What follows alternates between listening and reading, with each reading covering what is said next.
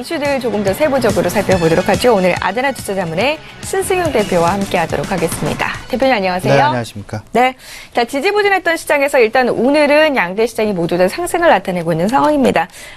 지금 올 한 해도 이제 얼마 남지 않은 상황인데 어떻습니까? 내년 뭐 우리 국내 증시나 올해 연말 국내 증시 앞으로 좀 어떻게 흘러가게 될까요? 네, 일단 뭐 올해 긴 그 시간 흘러왔다.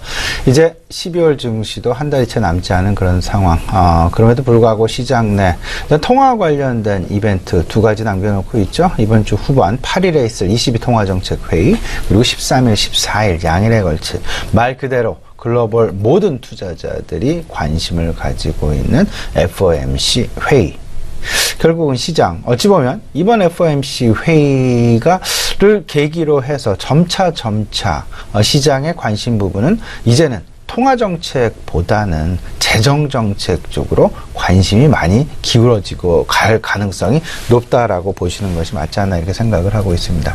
이제 금리, 저금리 상황은 막을 내리고 이제는 저금리에서 중금리에서 이제 점차 고금리 쪽으로, 물론 시장이 감내할 수준 정도의 금리 인상이 나타날 가능성이 상당히 높아 보이고요. 그러한 이야기는 결국은 시장은 통화정책 자체는 시장의 어떤 인플레이션 자체를 누르는 정도, 오히려 재정정책을 중심으로 해서 시장 경기 부양을 만들어 가려는 주요국, 그리고 우리나라도 마찬가지 글로벌 주요국 정부들의 움직임이 이제부터는 나타나게 될 것이다 라는 것 생각을 해 보셔야 될 것 같습니다. 그런 이후에 시장, 결국 내년 시장 내 여러 가지 기회 요인도 있을 것 같고요. 여러 가지 위협 요인도 있을 것 같습니다. 기회 요인은 결국은 시장이 주는, 결국은 시장의 방향성, 정책의 방향성에 같이 편승하는 그런 모습. 최근 들어서 시장 내 어찌 보면 안전판 역할이라고 할 수 있는 정부 정책 중심의 편승 전략. 결국은 어제 그제 400.5조 원의 슈퍼 예산 이제 뭐 국회 통과를 하면서 결국은 각 그 부처별로 실제로 뭐 국방비 예산 증액 그리고 복지 예산 증액이 가장 눈에 띄는 부분이 되겠습니다만은 이를 중심으로 해서 기재에 깔려 있는 어떤 그 국방과 관련된 관련주들, 그리고 복지와 관련된 관련주들, 일단은 시장 내 하방 경직성을 분명히 보유할, 하방 경직성을 가지고 갈 그럴 가능성이 상당히 크지 않겠느냐. 일단 변동성 국면에서는 그나마 수익을 만들어갈 수 있는 그런 종목군들이 일단 정부 정책을 중심으로 나타나고 있다라는 것 절대 간과하셔서는 안 될 것 같습니다. 위험 요인을 좀 살펴보게 되면요, 한 5가지 정도로 추려지지 않을까 생각이 되고 있습니다. 최순실 박근혜 정부 상황, 어쨌든 상당 기간 우리 시장 그리고 우리 전반적인 정책 조금은 좀 위험 요인으로 다가오고 있다라고 보셔야 될 것 같고, 미국의 트럼프 대통령 당선, 이 부분은 아직 트럼프 대통령 당선자의 취임은 1월 20일이 되겠습니다.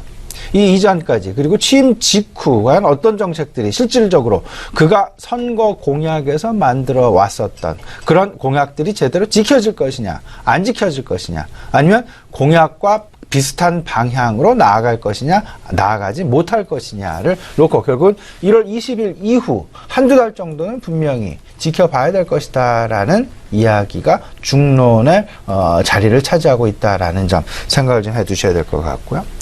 잊어서는 안 될 부분, 보호무역이라는 부분이 되겠습니다. 이 보호무역, 과거 보호무역을 줄여가자, 보호무역을 이제는 조금 좀 완화시키자라는 그런 올 초부터 그런 이야기도 있었지만, 트럼프 대통령 당선 이후 보호무역은 시장 내 너무나도 당연한 그런 어떤 시장 내 통상무역의 기준점으로 지금 자리 잡고 있다라는 점.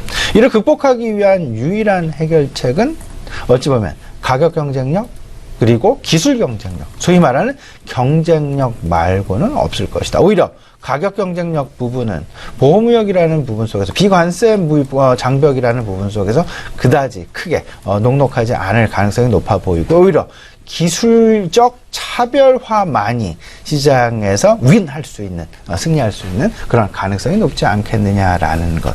이런 부분 속에서 본다면 IT, ICT 이쪽에 대한 관심 필요해 보지 않을까 말씀을 좀 드려보고요. 우리나라 내년 초 이미 지금 올 연말 부동산 시장이 꽁꽁 얼어붙었다라는 그런 이야기 많이 나오고 있습니다. 올 한 해 실질적으로 우리나라 내수 소비, 내수 경제 원동력이었던 것이 부동산 시장이었다라면 이제 내년부터는 부동산 시장에 다소간의 좀 위축 분위기 분명히 나타날 가능성이 있을 것이다. 건설업종은 어떻게 해야 될 것이냐. 해외 수주, 해외 건설에서 살아나지 못한다라면 건설업종 내에서의 모멘텀 당분간 좀 찾아보기 어렵지 않을까, 제한적이지 않을까라는 조심스러운 말씀 좀 아울러서 드려보고요. 인구 구조의 변화 부분, 이제 뭐 저출산, 노령화, 1인 가구, 혼밥 쪽, 혼술 쪽, 결국 인구 절벽의 가속화 부분. 이 이야기는 결국은 시장 내 인구 트렌드의 변화를 꼭 편성하는 그런 모습들이 나타나야 될 것 같아요. 편의점주 그리고 실버 산업에 대한 관심 분명히 필요해 보인다는 말을 말씀 아울러서 드립니다. 문제는 이제 5번째가 되겠습니다.